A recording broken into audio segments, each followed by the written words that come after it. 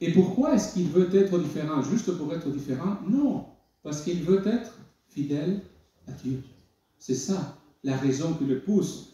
D'accord? Les détails. Est-ce que nous sommes tous égaux? Non. Vous savez que nous sommes tous différents les uns des autres? Oui. D'accord? Du point de vue génétique, le gène, du point de vue du code ADN, par exemple, nous sommes tous différents. Et même dans les cas des jumeaux monozygotes, c'est-à-dire qui se ressemblent énormément, là, leur caractère, leur attitude ne sont pas les mêmes. D'accord? Même si ça sera un clone en quelque sorte, d'accord? On n'est pas pareil.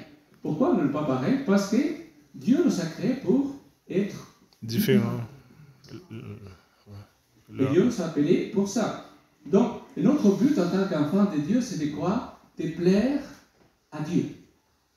Ce que nous devons chercher, et c'est ça que Joseph il cherchait à plaire à Dieu. En première épître de Pierre, chapitre 1, verset 16, il dit qu'il fait de nous un peuple saint, un peuple séparé, différent. Voilà à quoi nous sommes appelés. Mais qu'est-ce qui arrive lorsque nous sommes différents des autres? Les autres, ils vont nous aimer, pensez-vous? Ça a commencé depuis juste après le péché. Deux frères, Caïn et Abel. L'un servait Dieu, l'un voulait faire à sa façon, à sa manière. Qu'est-ce qui s'est passé? L'un tuait l'autre. Cet esprit, donc, de Caïn et d'Abel se retrouve encore aujourd'hui, tout autour de nous. Je lis dans la première épître de Jean, 1 Jean, chapitre 3, le verset 12 et 13, qui dit « Ne ressemblez pas à Caïn, qui était du malin et qui tua son frère. Et pourquoi le tua-t-il? Parce que ses œuvres étaient mauvaises et que celles de ses frères étaient justes. Ne vous étonnez pas, frères, si le monde, quoi, vous êtes. » D'accord? Il va vous haïr. Pourquoi? Parce que vous n'êtes pas comme eux. C'est ça la raison. Donc ici, je mets la validité du rapport de Joseph. Parce que le texte dit qu'il a ramené des mauvais propos à propos de ses frères. Il est vrai que ce mot peut dire aussi commérage. Ce mot hébreu, dans certains contextes, veut dire commérage. Donc, une fausseté. Il y a des gens qui pensent que Joseph a entendu des choses et alors il a transmis des faussetés à son père, ou qu'il a inventé toute une histoire à propos de ses frères. Est-ce que c'est vraiment ça?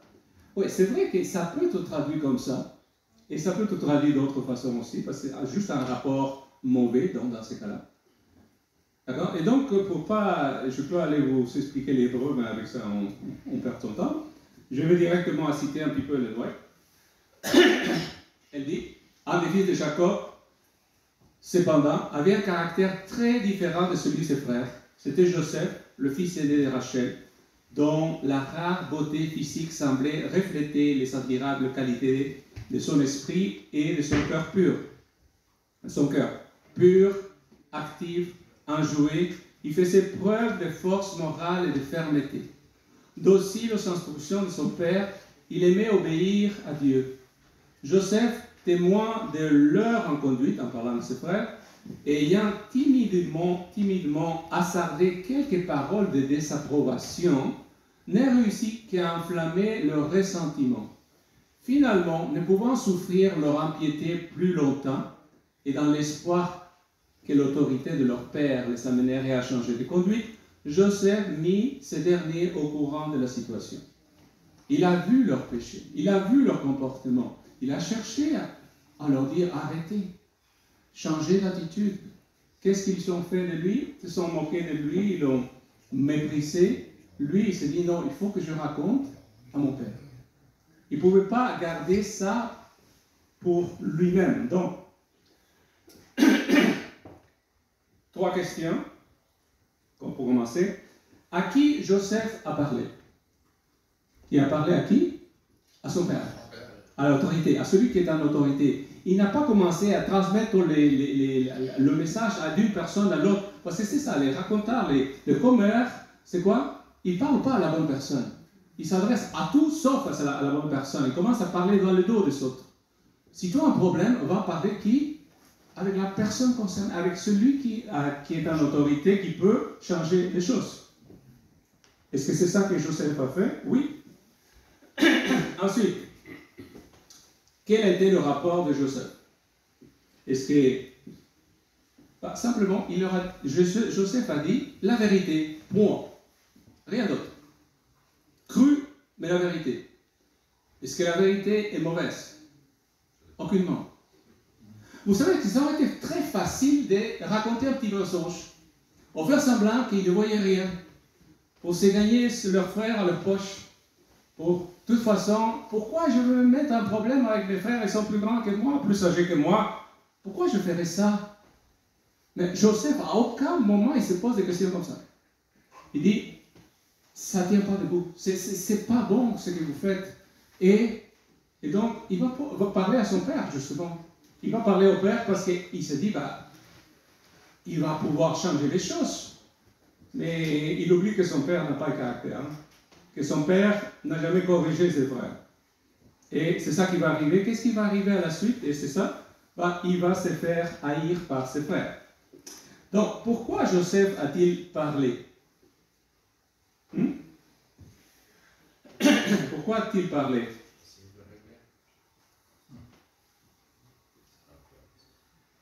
Pour deux raisons.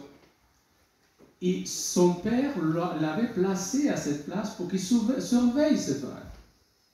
C'est ça qui nous dit le texte un petit peu plus long. Et si c'est ça ta responsabilité, et tu ne surveilles pas ce qu'on t'a donné, surveiller, est-ce que tu fais ton travail? Est-ce que tu fais la tâche qu'on t'a demandé? Non. Non. Est-ce que son père devait savoir la vérité à propos de ses frères? Oui. Il n'y avait pas le choix là-dedans. D'accord? Donc, il avait une responsabilité qui lui a été donnée et il s'est acquitté du mieux possible.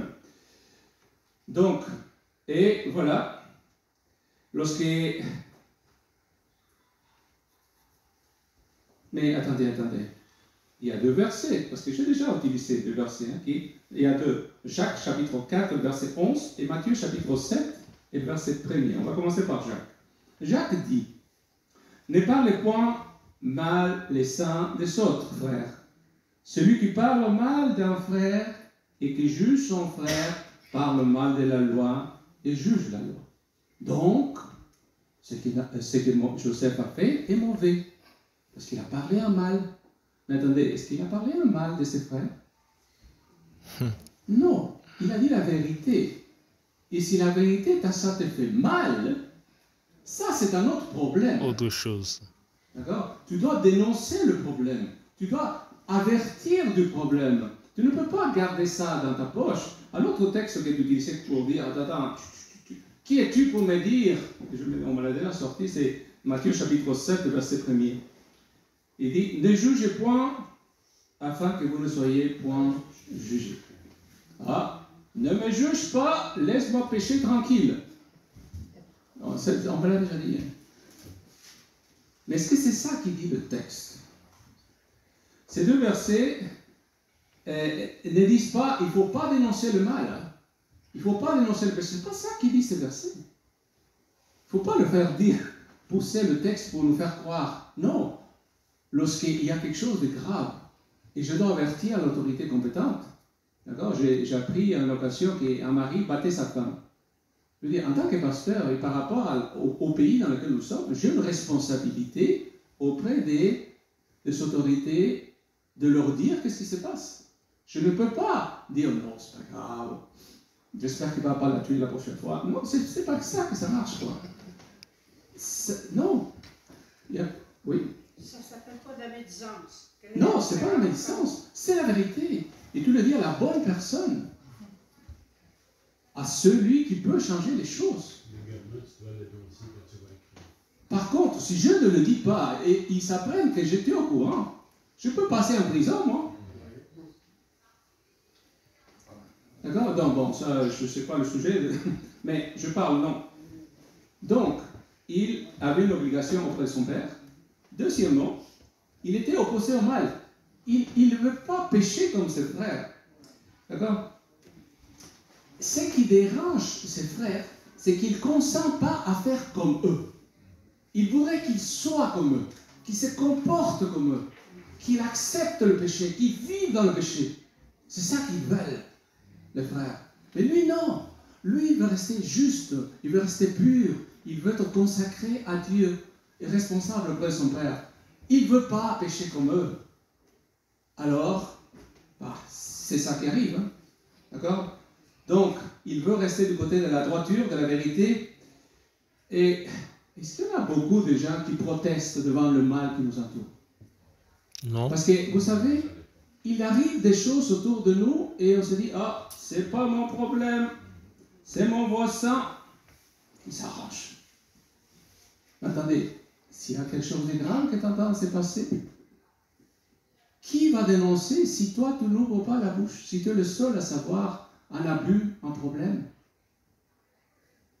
Qui va le faire? Donc, tandis qu'utiliser sa langue pour détruire le prochain, pour raconter des choses, c'est une autre chose. Donc, et je dis, comment dénoncer le mal? Comment est-ce qu'on doit s'y prendre lorsqu'on doit dénoncer le mal qu'on voit dont on est témoin?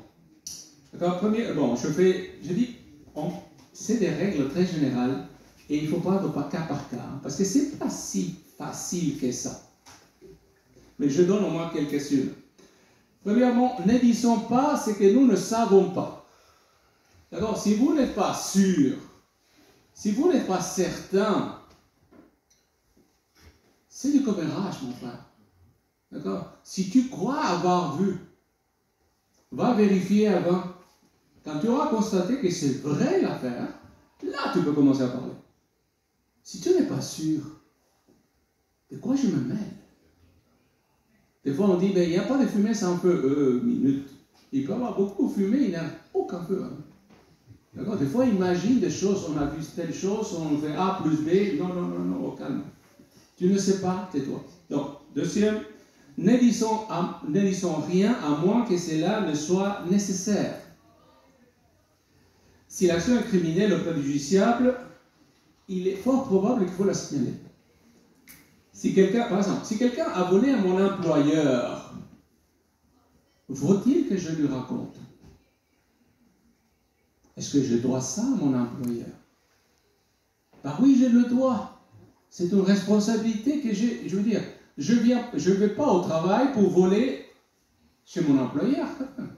Ce n'est pas la tâche que j'ai. Je suis un chrétien ou pas? Mais ce n'est pas mon problème, ce n'est pas ma vie. Non. Tu as vu? Tu rapportes. C'est ton rôle de chrétien de dire la vérité. Et c'est sûr qu'il peut avoir des conséquences, parce que ça m'est déjà arrivé, je fais la même chose. Et comment ça s'appelle? Les autres employeurs, j'ai une balance, quoi, bien sûr. Et donc, ils ne m'ont pas aimé. Hein. Ils ne m'ont pas aimé, mais je veux dire, tu fais les choses bien ou tu ne les fais pas. D'accord? Donc, après qu'il s'arrange avec l'employeur, entre lui et l'employeur, c'est plus mon problème. Mais c'était la vérité, point. On ne t'aime pas. Hein. C'est sûr qu'on ne t'aime pas. Mais le but est qu'on t'aime, parce qu'ici, les frères de Joseph, il aurait bien aimé s'il l'aurait fait comme eux. Ça aurait été simple. Ça aurait été facile. Si possible, lorsque je corrige, comme ici, comme je dénonce le mal, je devrais au moins donner un mot d'avertissement au contrevenant, lui dire, tu sais, c'est grave ton affaire. Je ne peux pas me taire à propos de telle chose. Mais c'est rare que les gens font ça, hein. Ils font directement derrière le dos. Qu'ils sachent que c'est moi qui vais le dire, idéalement. Et surtout, et un dernier, soyons motivés par l'amour. C'est avec beaucoup d'amour et de respect, mais la vérité, l'honnêteté, la santé et la vie d'une personne est bien plus importante que dira-t-on, être en bon accord avec tout le monde, la pression des autres, etc. Donc, c'est ça qu'il a fait. Joseph a raconté la vérité à son père. Est-ce qu'il a été aimé? Non. Ah. Il a été haï. Et cette haine va commencer à croître à fur et à mesure. Ça va commencer à croître avec ça déjà, mais en plus, et ça c'est déjà un autre problème, hein, il reçoit un cadeau de son père physique, c'est-à-dire de Jacob. Il lui donne quoi? Le texte dit un manteau de couleur C'est comme ça que c'est traduit. Et c'est un peu plus compliqué que ça, le manteau en question. Mais la tunique, cette fameuse tunique qui va lui coûter cher. Hein. Je veux dire, à lui, ça va lui coûter cher, la tunique en question. Donc, le texte dit, Israël aimait Joseph plus que tous ses autres frères, que ses autres fils, parce qu'il avait eu dans sa vieillesse, et il lui fit une tunique de plusieurs couleurs. Je commence par les caractéristiques de la tunique. Le texte en hébreu ne dit pas tunique de couleur, soyons clairs. Il dit une tunique qui va jusqu'aux manches et qui va jusqu'au bout de la... C'est ça l'hébreu, d'accord? Mais détail, cette tunique d'époque était faite avec des brodures en couleur dans les manches, autour du cou, etc. Donc, il y avait la couleur aussi. Donc, mais littéralement, l'hébreu. D'où est-ce qu'il nous vient la traduction tunique de couleurs, de plusieurs couleurs? Ça nous vient de la Septante et la Vulgate qui a utilisé la Septante. Donc c'est pas écrit littéralement, le mot couleur n'est pas dans le texte. Donc, mais bon, c'était vrai que c'était souvent décoloré, ces affaires. Donc c'est évident.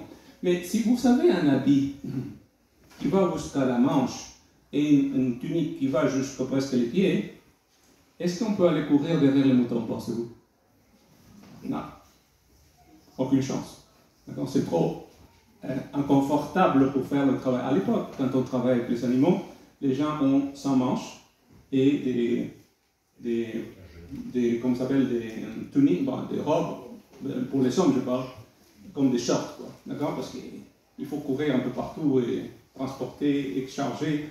Donc tout ça, habillé de cette façon, c'est sûr, on ne pourrait pas. D'accord? Donc, voilà les caractéristiques de cette tunique. Ensuite, est-ce que c'était important, cette tunique? Ici, je lis l'importance de la tunique. Oui, parce que quand on le cherche dans la Bible, ce sont les rois qui s'habillent comme ça. C'est donc les enfants des rois, les princes. D'accord? C'est les gens en autorité, ceux qui sont les surveillants, qui surveillent quelque chose. Eux, ils sont des habillements de cette sorte. Donc, donner ça à, comment ça s'appelle, à Joseph, c'est lui dire, tu es dans le rôle des surveillants. Ah, ça, pire encore, la suite. Les qualifications. Qu'est-ce qu'on devait être pour recevoir une tunique de cette sorte? Vous savez que la pratique d'époque, c'était que le premier-né, celui qui allait suivre après le père, on lui offrait une tunique de cette sorte. En donnant la tunique, donc, qu'est-ce qu'il est en train de dire, Jacob? Il est le premier-né. C'est lui le premier-né. C'est lui qui va hériter de moi le double que vous tous. Et c'est lui qu'il va falloir qu'il vous surveille et que vous obéissez plus tard si je ne suis plus là. D'accord? Attendez, c'est presque le plus jeune, c'est pas tout à fait le plus jeune. Est-ce que ça fait du bien, pensez-vous? Dans leur cœur. Le petit Fayot, là, lui, gouvernait sur nous. Lui, il a dans son plateau d'argent. Nous, on travaille comme des malades avec les moutons. Hein? Et ça commence à monter. D'accord. Ensuite,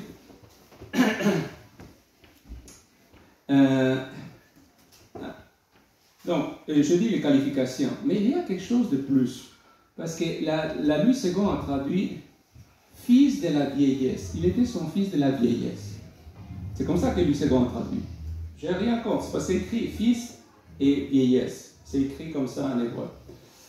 Mais avant, bon, c'est ça le problème quand on retrouve de ce qu'on appelle une expression, une façon de parler.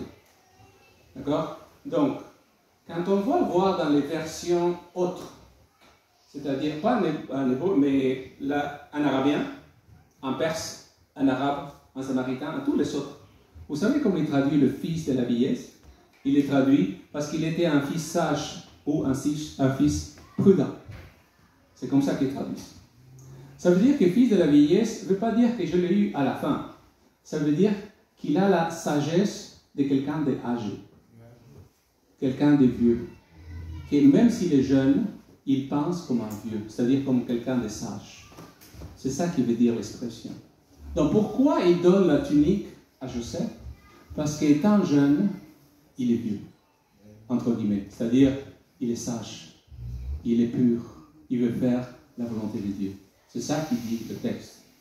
Donc, parce que si vraiment on peut, poussons le fils de la vieillesse de Jacob, ce n'est pas Joseph, littéralement. C'est qui? Benjamin. C'est Benjamin. D'accord? C'est lui le dernier. Si c'est vraiment le fils de la vieillesse, c'est Benjamin. Ça ne marche pas dans ce texte. D'accord? Donc, c'est plutôt l'expression. Ça veut dire que c'est un garçon sage. Il veut faire la volonté de Dieu. Et c'est ça la raison. Donc, et bien sûr, il y a le favoritisme. Vous savez, quand on a des enfants, il y a des enfants qui ne sont pas tous pareils les uns des autres. Vous êtes d'accord là-dessus? Nous avons 3 enfants. Bon, je vais encore revenir sur, comment ça s'appelle, mes sœurs et moi-même. J'ai 3 sœurs. Nous sommes 4. On a grandi comme des moutons, tous l'un après les autres. Détail, nous ne sommes pas tous bons pour tout. Hein. La sœur qui me suit n'était pas bonne en maths. Moi, j'étais très bon en maths. D'accord? Et ainsi de suite.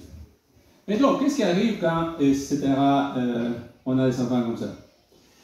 Si tu cherches à dorloter, parce qu'on a la toute dernière, hein, et la toute dernière est toujours mieux traitée que celui qui est au début ou celui du milieu. Le milieu, on l'a oublié. Hein. Mais le milieu, c'est du bouchon, ça. D'accord? L'aîné, moi j'étais l'aîné. Donc, je devais être le deuxième père de mes sœurs. D'accord? Et la dernière est toujours en train de courir n'importe comment, et c'est comme ça que ça marche. Le puné, vous connaissez, là, il y a toute une psychologie de ça. J'ai écouté des émissions entières sur la place qu'on occupe dans le troupeau. Et donc, c'est comme ça que ça marche. Donc, mais est-ce que nous sommes tous pareils, les enfants? Ben non, nous ne sommes pas pareils. Les uns sont plus intelligents que d'autres, Certains ont de meilleures notes et d'autres, vraiment, c'est pas pareil. Et donc, si tu dis, mais tu devrais être comme ton frère, c'est un poignard. Donc, c'est pas évident.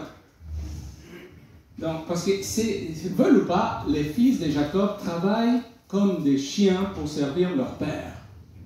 C'est vrai qu'ils font des bêtises, hein, mais n'empêche, ils travaillent dur. D'accord? C'est ça qu'ils se disent, eux. D'accord? Et donc, quand on a des enfants, quelques petites règles à vous vite fait, les enfants devraient bénéficier des règles et des normes égales. Deuxièmement, il ne faut pas permettre qu'un enfant ridiculise un autre. Troisième, il y a plusieurs façons de récompenser une bonne action sans provoquer l'envie ou la haine. Pas besoin de le afficher comme Jacob, parce que ça a mis du feu dans le bois. Pas mal. Et le feu ne finit pas d'apparaître. Hein. Donc, ensuite, nous ne devrions pas faire des comparaisons défavorables entre nos enfants. À une occasion, un père a entendu frapper à la porte.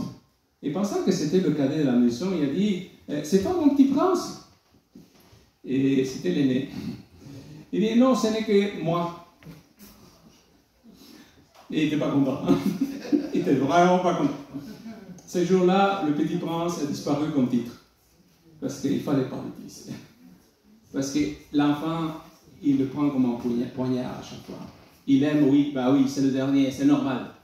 Oui, mais c'est pas évident. C'est pas évident la jalousie entre les enfants. Mais ici, c'est vraiment un cas extrême. Hein, vraiment ça. Donc, et enfin, je dis ici l'évangile. L'évangile, quel est l'évangile ici? Bien, savez-vous que Dieu va nous donner une tunique à chacun de nous? Oui. D'accord? Dieu va nous donner une robe précieuse. Ouais. Isaïe 61, verset 10, il dit « Je me réjouirai en l'Éternel, mon âme se ravira de l'allégresse en mon Dieu, car il m'a revêtu des vêtements du salut. Il m'a couvert du manteau de sa délivrance. » Voilà, il va nous recouvrir de sa robe. Comme il a fait avec Joseph. On parlera de la robe un peu plus parce que c'est la prochaine fois qu'on va prêcher là-dessus. Donc, mais je arrive ici à la partie... et cette fois-ci, c'est son Dieu, son Père céleste, Dieu, qui envoie encore de l'essence dans le feu. Un peu plus. Et on se dit, mais c'est le cocktail Molotov, cette affaire.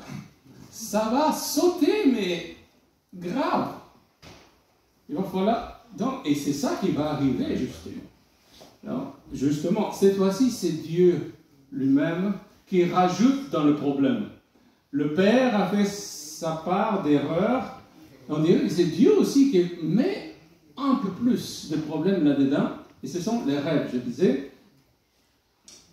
Et je commence par une première petite chose, c'est les rêves et la Bible. C'est tout un sujet, ça. À lui seul, on peut parler, mais est-ce que les rêves, c'est meilleur que la Bible ou l'inverse? Parce que j'en ai eu des membres d'église qui viennent me voir et me disent « J'ai eu un rêve.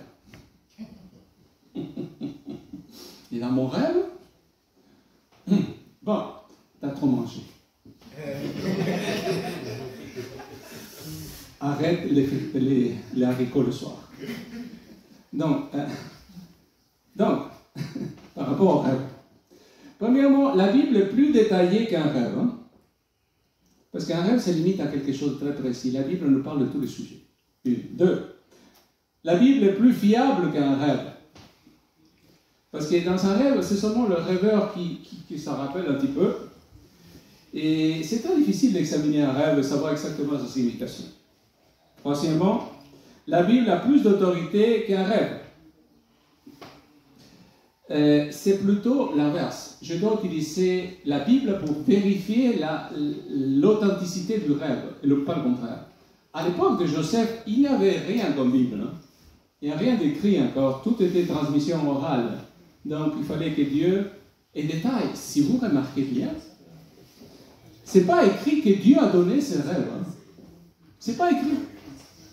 On ne peut pas savoir. Peut-être qu'il a trop mangé. D'accord? Donc, je veux dire... Comment peut-on savoir que c'est un rêve? On va le savoir plus tard lorsque les rêves vont s'accomplir. Mais on ne pouvait pas savoir. Et qu'est-ce qu'il va faire, Joseph, donc? Il va le raconter à ses frères. Deux rêves. Rêve des épis qui s'inclinent devant la sienne. Et les frères, ils sont fâchés.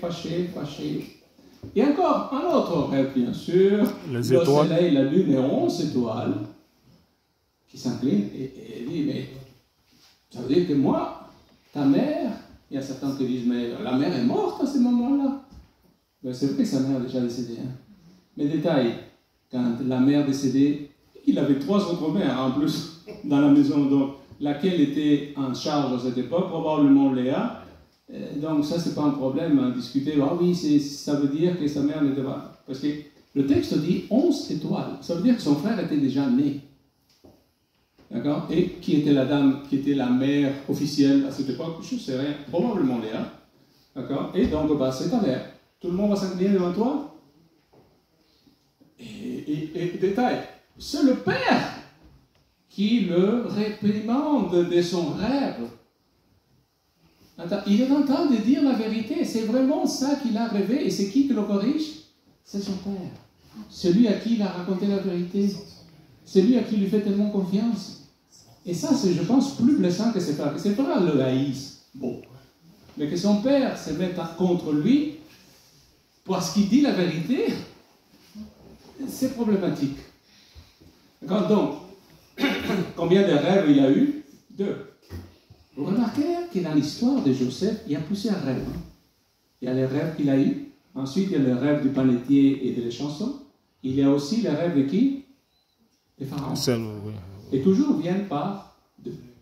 Et c'est écrit quand il parle de Pharaon que, ça c'est Genèse chapitre 41, verset 32, 41, verset 32, si Pharaon a vu le songe se répéter une seconde fois, c'est que la chose s'est arrêtée de la part de Dieu et que Dieu s'est hâtera de l'exécuter bientôt. 2 fois la même chose et à plusieurs reprises la même chose, ça veut dire que Dieu va faire la chose. C'est ça qu'il dit. D'accord?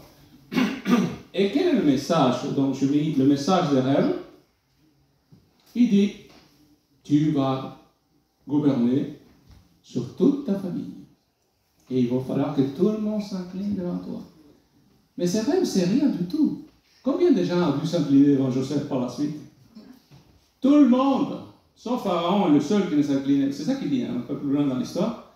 Qui va s'incliner? C'est toute l'Égypte et le monde entier qui va venir pour chercher à acheter du blé plus tard. Va falloir qu'il s'incline devant lui pour lui acheter un petit peu de blé. Donc, est-ce que son rêve s'est accompli? Oui. Beaucoup plus que même son rêve. Mais, pardon? C'est ça. D'accord? Donc, et bien sûr, quand il a eu ses rêves, qu'est-ce qui s'est passé? Ses frères, ils l'ont tellement détesté, le texte dit, ils ne lui disaient même plus shalom. Shalom en hébreu veut dire paix, ça veut dire santé, comment ça va, comment ça va. Ils ne veulent même pas lui dire comment ça va. D'accord? Rien. Rien du tout. Voilà ses frères, ils sont tellement il envie tellement, il est jaloux tellement, ils sont fâchés contre lui. D'accord? Donc, tout ça, l'inimitié, à cause de ça. Et est-ce que ça arrive lorsqu'on connaît le Seigneur, qu'on est détesté par notre famille? Oui. Oui. Est-ce qu'elle arrive lorsqu'on connaît le Seigneur, qu'on est détesté par nos collègues de travail, oui. par nos amis? Oui. Ça arrive, bien sûr, parce que ces gens-là, désormais, se rendent compte qu'on ne veut pas boire comme eux, faire comme eux, sacré comme eux. On ne veut plus faire comme eux. Et ils nous détestent parce qu'on n'est plus comme eux. Et donc, mais ici, je mets enfin le plan de Dieu. Est-ce que Dieu avait un plan pour Joseph? Oui. Oui. Dieu avait un plan merveilleux pour Joseph. Et vous savez, Dieu a un plan merveilleux pour chacun de nous. Amen. Dieu a un plan inimaginable pour chacun de nous. D'accord? Il n'a pas besoin de nous donner une tunique pour nous dire que nous sommes précieux à ses yeux. Il va nous en donner d'ailleurs une au moment où il reviendra. Ouais. D'accord? Dieu avait un plan spécial pour Joseph et il l'a pour chacun de nous. Malheureusement, beaucoup de personnes manquent de foi ou de vision pour découvrir quel est le plan que Dieu a pour eux. Et lorsqu'on aura compris quel est le plan que Dieu a pour nous, il y aura toujours des gens qui seront contre nous à cause de ces rêves que Dieu a placés dans notre vie. Parce qu'ils sont soit jaloux. Il y aura toujours ceux qui manqueront de foi et de vision, qui nous diront que nos rêves sont insensés, que nos rêves sont irréalistes, que nos rêves sont impossibles. Je vais vous citer quelques-uns ici. Le beau-père d'Alexandre Graham Bell, a dit à propos du téléphone, parce qu'il venait d'inventer le téléphone, d'accord? Il lui a dit, ces jouets, personne ne jouera jamais avec ces jouets-là. Il s'est bien trompé.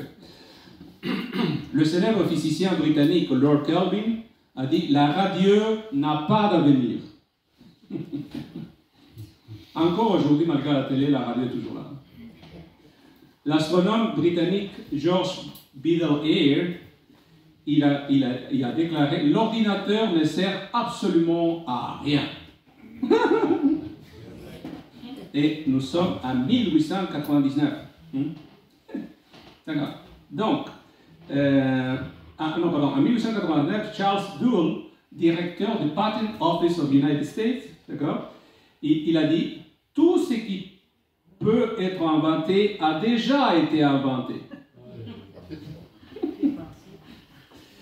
Et dans les années qui vont suivre, donc il a dit ça en 1899, en 1901, le premier automobile Mercedes a été construit. En 1903, les frères Wright ont piloté le premier avion avec un moteur. En 1904, la cellule photoélectrique a été développée. Donc, dans les 5 années qui vont suivre, ça va changer l'histoire. 5 années. Et lui disait, il n'y aura plus rien à découvrir. On se trompe. On se trompe. Donc, Dieu avait un plan pour Joseph et il a soutenu tout au long des toute la difficulté par laquelle il va passer. Lorsqu'il était esclave en Égypte, lorsqu'il était en prison, Dieu était toujours avec lui. Et si Dieu l'a fait passer par chacune de ces étapes, c'est parce que quoi? Dieu voulait qu'il devienne de plus en plus la personne qu'il voulait qu'il devienne. S'il était esclave, est-ce qu'il s'est découragé à un moment quelconque? À aucun moment. À tout moment, il s'est dit, Dieu m'a placé là, qu'est-ce que je peux faire? Qu'est-ce que je peux faire pour améliorer la vie et la place à laquelle je suis? Au lieu de se décourager, il était esclave d'abord, et dans la maison de Potiphar, quoi? Qu'est-ce qu'il fait? Tout est béni. Potiphar lui laisse carrément sa maison, ainsi de suite. En prison. En prison. Moi, je me serais assis dans une chaise, passez-moi des livres, s'il vous plaît. Moi, j'aime bien lire. Non. Et tranquille. Non, lui, il se met au service à l'administration de la prison. C'est à chaque fois où que l'on place, il y avait quelque chose à faire, il y avait un rêve à accomplir. Alors, et c'est que je me dis, ces rêves-là qu'il a eus, lorsqu'il a passé par toutes ces difficultés, ce sont ces rêves-là qui l'ont soutenu, qui l'ont encouragé, qui lui ont dit, Dieu a un plan pour moi, au-delà de ce qui se passe, au-delà des souffrances, au-delà de la prison, au-delà de tous les problèmes, Dieu a un plan pour moi. Je ne sais pas comment ça va se passer, je ne sais pas quand Dieu va accomplir, mais Dieu a un plan pour moi.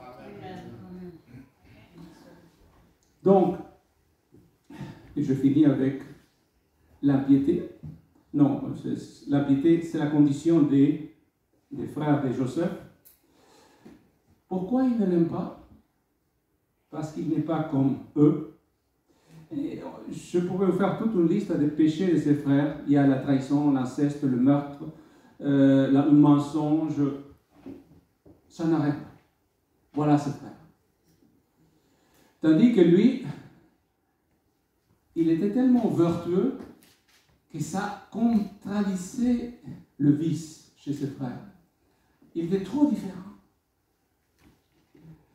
La véritable racine donc de leur haine, ce n'était pas la tunique, ce n'était pas les rêves.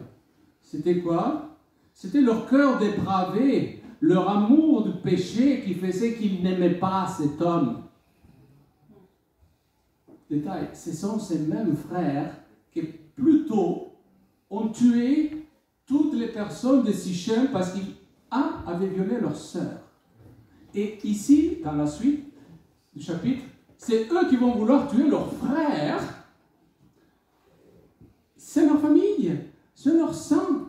Ils veulent le tuer, pourquoi? Parce qu'il est trop bon, trop juste, trop droit. C'est la dépravation même. C'est ta famille, c'est ton sang. Alors, je finis avec le remède à la vie. Comment arrêter d'envier? Est-ce que vous savez déjà envier quelqu'un d'autre? Moi, oui, ça m'a déjà arrivé.